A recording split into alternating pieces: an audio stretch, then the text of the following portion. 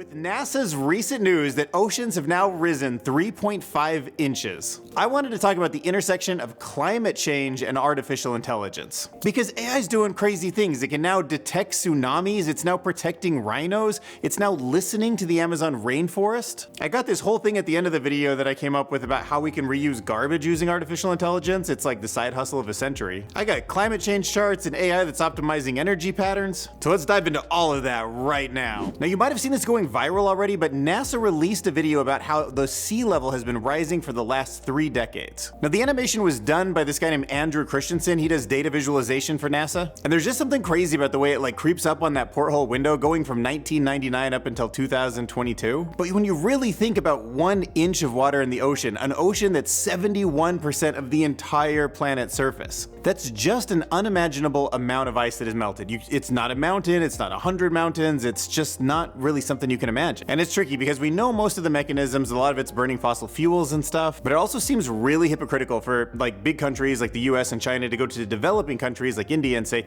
no, you can't burn fossil fuels, that'll ruin the environment, even though we burned a ton to get super rich. But hey, carbon is carbon, so maybe artificial intelligence can help us out with that problem in the same way it can help us out with the tsunami problem. Scientists are now working on a new artificial intelligence-based system to warn of tsunamis in coastal areas. It's really pretty cool. So they're underwater sound technologies that are listening for a specific frequency of earthquake. So there's actually like lots of eruptions all the time in the ocean, but it takes a certain frequency to actually cause a tsunami. Frequency meaning that it's shaking the earth in just the right way to like amplify and amplify and amplify in a cyclical way, a huge wave. Not only that, this artificial intelligence can also do some awesome calculations that they couldn't before, like measuring the size of the tsunami. And because it's being deployed across the entire world, each sensor can learn from every other sensor. So now no matter where the earthquake happens, it can make a prediction, and correct or not, it can actually update its model and then share that information with all of the other coastal areas. So next time you're at the beach, remember there's some seriously cool artificial intelligence looking out for your safety. Listen, we are not gonna let rhinos go extinct on our watch. Nope. Not with artificial intelligence helping out. Throughout the 20th century, the rhino population has suffered greatly due to both poaching and habitat destruction. Dude, in fact, surprisingly,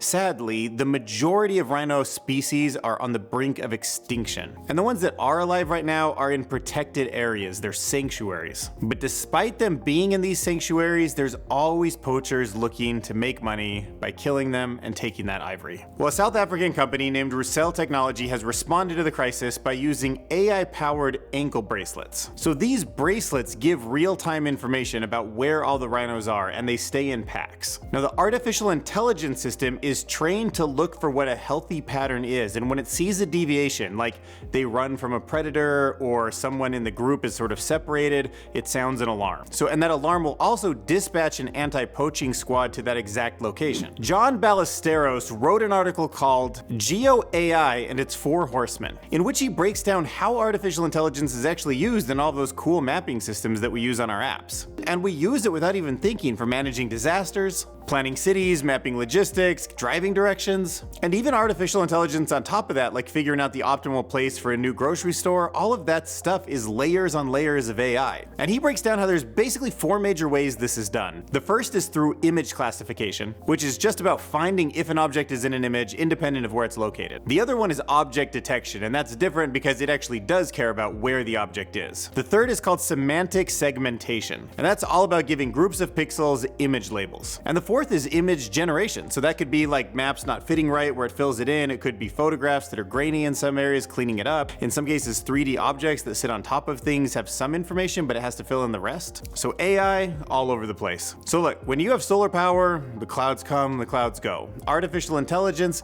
can both make a prediction about how many clouds there's gonna be, but also how to optimize the energy that it has once it gets cut off by a cloud. So imagine taking like a big city, a huge power grid, and realizing that some of that energy is coming from solar, some from fossil fuels. And there's a really complicated balancing act between the, hundreds and hundreds of houses that may be pulling at different times, how much is stored in the battery, how much is coming from the solar, and how much fossil fuel is being burned.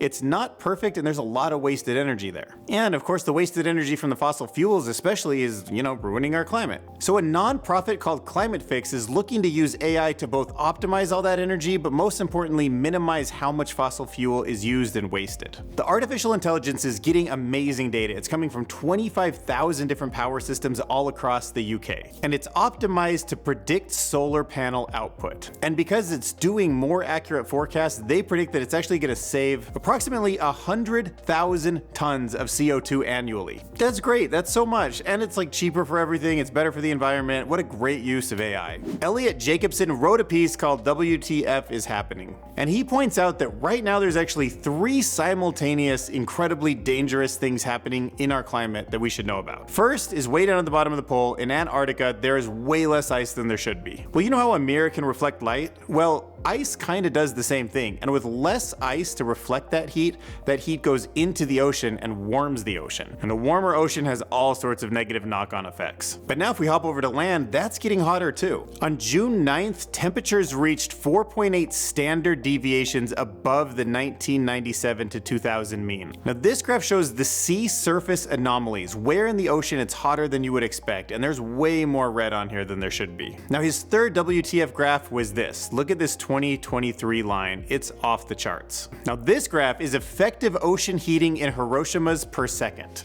Now the temperature change is causing a sulfur change, and this graph shows how there's unexpected sulfur in these areas. And a lot of these WTFs are just unexplained. They have climate scientists scratching their head. So now let's jump over to recycling. There's a bunch of breakthroughs going on over in that department. So you know how it can be really tricky to sort out your recycling, right? Dude, the guilt that comes along with putting the paper plate with a little bit of debris in the recycle thing. Gotta finish the water bottle. Napkin, is it paper? Is it food debris? I don't even know. But now it's time to let some of that guilt melt away, thanks to artificial intelligence and robots. Because AI-powered robotic arms are getting faster and more accurate at picking out what's useful and what's not. But imagine a few papers down the line what this kind of technology is going to be able to do. Not only can it work 24/7, you can multiply them even if they're slow so it can catch it on the second, third round, however many arms you want to put on a conveyor belt. And the artificial intelligence is getting better every single day from the training. Every time it's wrong, you give it updated data, there's humans there just feeding it feedback, and dude, this is gonna be great for recycling. Now, one completely untapped source of data that I've been thinking about recently that artificial intelligence might unlock is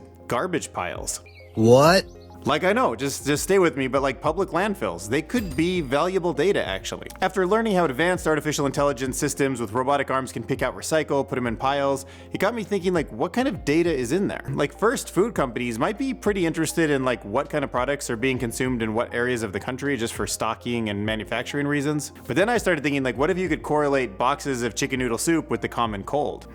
What if areas with more vegetable debris also have higher literacy rates? Maybe, I mean, you could test it. Or how about this one? What if there's a computer vision system that looks at objects that are going along a conveyor belt that's all garbage, and it also has been trained on every single item that's ever been sold on eBay before? And maybe instantly it could notice something and be like, I've seen that sold on eBay before, and if it's above a threshold like $3 or something, it just grabs it and puts it in a box. You'd be doing the garbage pile a favor. You'd be doing everyone on eBay a favor. That's just efficient market, you know? So that's my side hustle. Don't tell anybody, okay? Buy your garbage pile before the AI revolution hits. And smash that subscribe button.